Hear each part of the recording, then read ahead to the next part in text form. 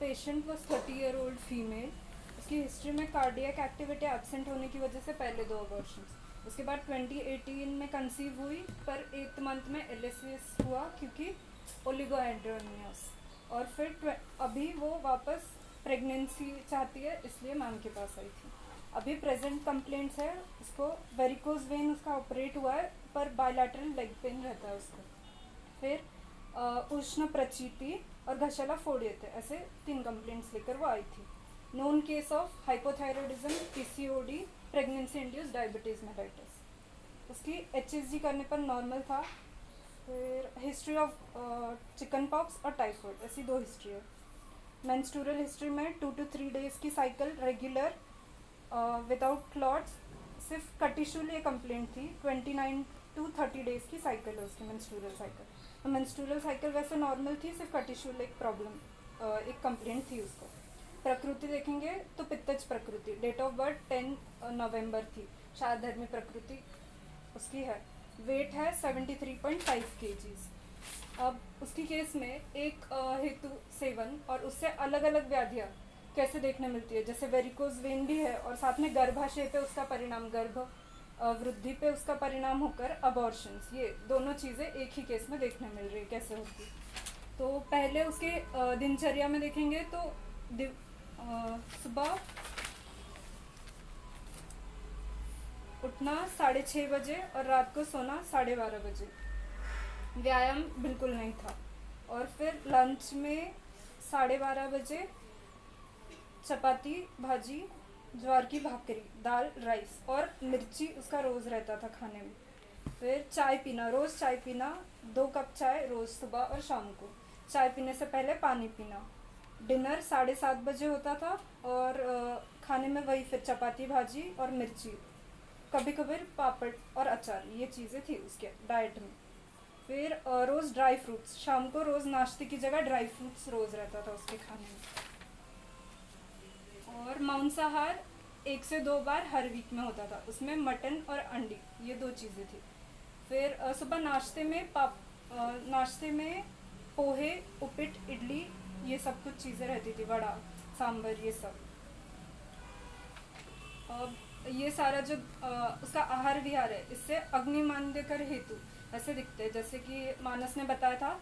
पित्त प्रकोपक हेतु है एक तो पापड़, दही, अचार, ये सब कुछ भी है। रोज़ मिर्ची खाना, रोज़ चाय पीना, ये सब पित्त प्रकोपक हेतु। अब पित्त प्रकोप से अग्निमांद्य कैसे होगा, क्योंकि पित्त है तो अग्नि बढ़ना चाहिए तेज ऐसा समझकर, पर क्योंकि उसमें त्यक्त द्रवत्वम ऐसा बोला है अग्नि का स्वरूप, तो यहाँ पे पित्त बढ़ रहा है, मतलब द्रवता भी बढ़ रही है उसके साथ, ऐसा होके यहाँ अग्निमांद्य हो रहा है। पहली तो अग्निमांद्य होने से, और वो लंबा हिस्ट्री है अग्निमांद्य का, उसकी वजह से हाइपोथायरॉयडिज्म और पीसीओडी, ये चीज़ें। फिर उसी की वजह से प्रेगनेंसी जब रहती है तब डायबिटीज़ मेलाइटिस दिखता है, प्रेगनेंसी इंड्यूस डायबिटीज़ मेलाइटिस भी है उसमें।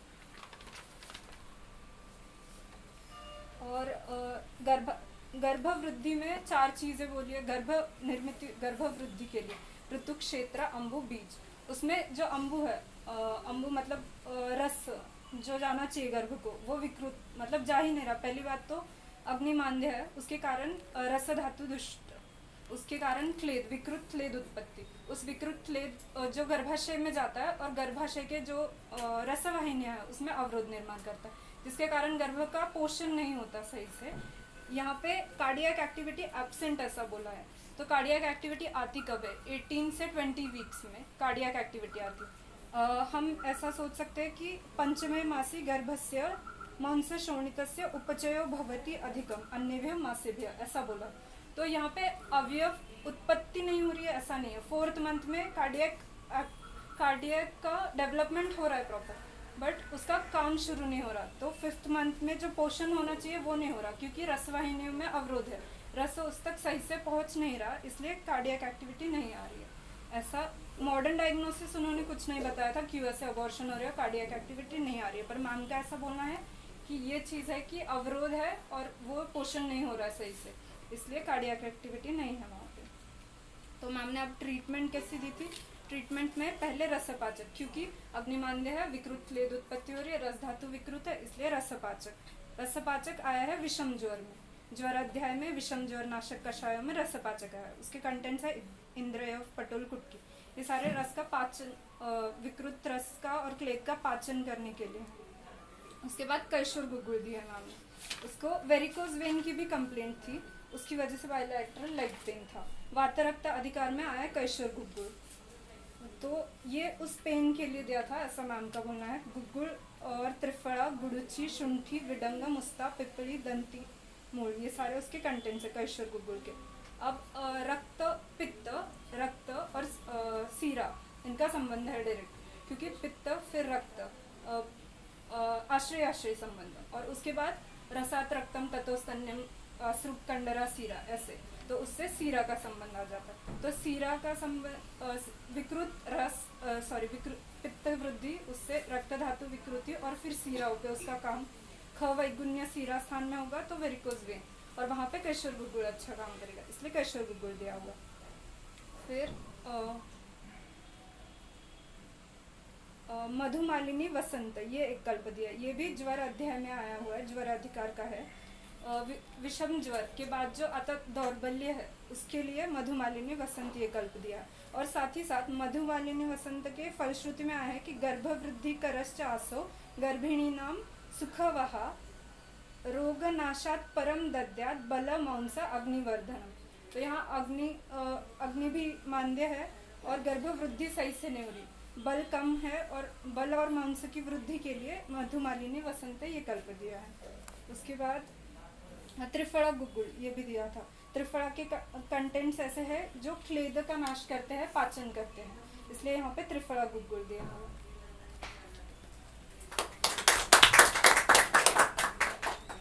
ज्या अशा केसेस असतात त्याच्यात मुख्यतः रसदुष्टीच असते, कारण त्यांच्या दृष्टिकोनातून फिटल ग्रोथ न होणं किंवा कार्डियक ॲक्टिव्हिटी न येणं, याचं काही स्पेसिफिक रिझन्स त्यांना आत्तापर्यंत फार सापडलेलं नाही, फक्त येत नाही एवढंच. मग इन्सफिशियन्सी सुद्धा काय त्यांच्यातून फार दिसत नाही. पण आपल्याकडं जर बघितलं तर थोडक्यात आत्म्याचाच प्रवेश न होणं, कार्डियक ॲक्टिव्हिटी न येणं, म्हणजे चेतनाच त्याच्यामध्ये न येणं, फक्त एक गोळाच त्याच्यामध्ये वाढतो. तर त्याला कुठंतरी दैव पण कारण असतं, म्हणजे not only out of the track आहे, नॉट ओनली फक्त रसव स्रोतदृष्टी, दैवसुद्धा याच्यामध्ये विचार करायचा. आणि दैवाला फार पापच करायला लागतं असं नाही, म्हणजे आहाराचं नियमन न करणं, व्यायामाचं नियमन न करणं, झोपेचं नियमन न करणं, हा सुद्धा अधर्मच आहे. म्हणजे आपल्याला असं वाटतं की अधर्म म्हणजे काहीतरी पाप केलं पाहिजे, कोणाला तरी मारलं पाहिजे, असं यालाच अधर्म आपल्याकडे कुठंतरी मानलं जातं. पण शास्त्र सांगत असताना चर्यांचं पालन न करणं किंवा आचार रसायन जे सांगितलंय, हा सुद्धा कुठेतरी अधर्म आहे. आणि मग त्याच्यातून सुद्धा अशा गोष्टी उत्पन्न होतात ना, त्यामुळे ते पण लक्षात ठेवायचं. आणि कैशोर गुगुळ नुसतं शिरा शैथिल्यावर काम करत नाही, त्याचं जर काम बघितलं तर वात आणि रक्तावर काम करत असतं. बेसिकली वात हा सगळीकडं चलत जे आहे, म्हणजे बाळामध्ये चलता येत नाहीये ना, म्हणजे कुठंतरी वाताचं मूढत्व, कुठंतरी वाताचं अवरुद्धत्व ह्या सगळ्यांमध्ये तयार झालेलं असतं. आणि मग ते सुद्धा दूर झालं पाहिजे, कारण स्थान बसती आहे ना, वाताचं स्थान आहे, त्याच्यामुळे तो सुद्धा डबल विचार असा. आणि वसंतासारखे कल्प जे आहेत ते मात्र बल्ले म्हणून धातुगत पोषणाचं काम मात्र बल्ले कल्प ते करतात, म्हणजे पुढे जाऊन लॉंग टर्मला आपल्याला अशी कल्प द्यावी लागतात.